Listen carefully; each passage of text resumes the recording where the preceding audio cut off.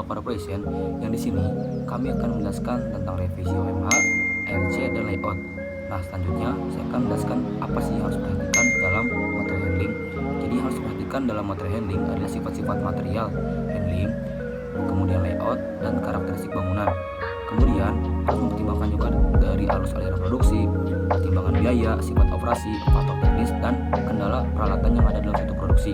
Kemudian, mengapa sih harus memperhitungkan ongkos material handling kembali setelah mendapatkan alternatif layout fabrikasi yang sudah terpilih?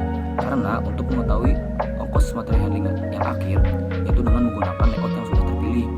Artinya, menghitung OMH yang paling efisien menggunakan layout yang terpilih atau yang paling efektif. Mungkin sekian yang sudah saya sampaikan, selanjutnya akan dijelaskan oleh teman-teman saya. Apa sih perbedaan antara OMH awal dengan OMH revisi? Di mana pada OMH awal ini masih menggunakan asumsi di mana setiap departemennya itu saling berdekatan dengan menggunakan asumsi antar jarak pengambilan material di setiap storage-nya. Nah, sedangkan untuk OMH revisi ini pada departemen asal ke departemen tujuan itu tidak lagi menggunakan asumsi, tetapi berdasarkan dengan AAD awal dengan mengetahui koordinat sumbu X dan Y di setiap departemennya. Apa sih yang dimaksud dengan rectilinear distance? Di mana rectilinear distance itu merupakan penghitungan jarak dengan menggunakan titik sumbu yang berdasarkan pada garis lurus, yang dimana di sini tuh digunakan untuk mempermudah perancangan tata letak fasilitas atau menentukan jarak antar departemen.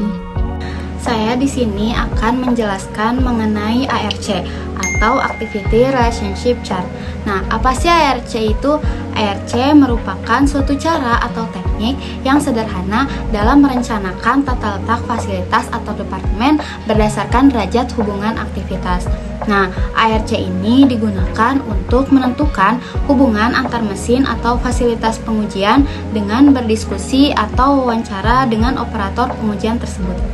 Apa sih perbedaan antara ARC dengan AAD? Nah, ARC ini berfokus pada manajemen proyek dan hubungan antar kegiatan. ARC juga berguna untuk mengidentifikasi jalur kritis dan pengoptimalan aliran kerja proyek.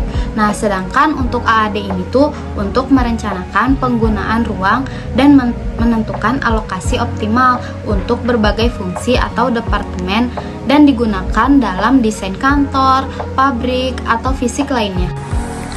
Tahapan pembuatan Activity Relation Chart yang pertama itu tetapkan semua kegiatan yang diperlukan baik produksi ataupun servis dan kelompokan.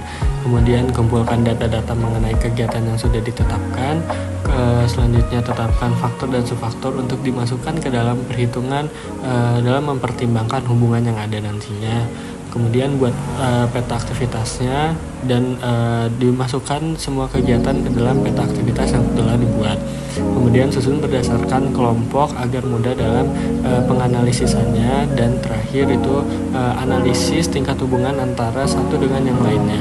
Nah, juga yang dimaksud dengan simbol dan scoring di sini, simbol ini untuk menggambarkan derajat kedekatan antar seluruh kegiatan.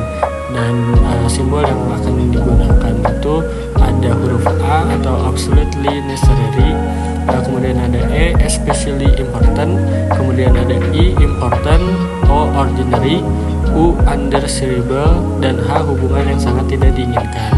Dan juga untuk scoring ini, karena derajat kedekatan hubungan itu harus disertakan dengan alasan, maka dirangkumlah menjadi poin-poin yang dimana nantinya akan memperkuat pemilihan simbol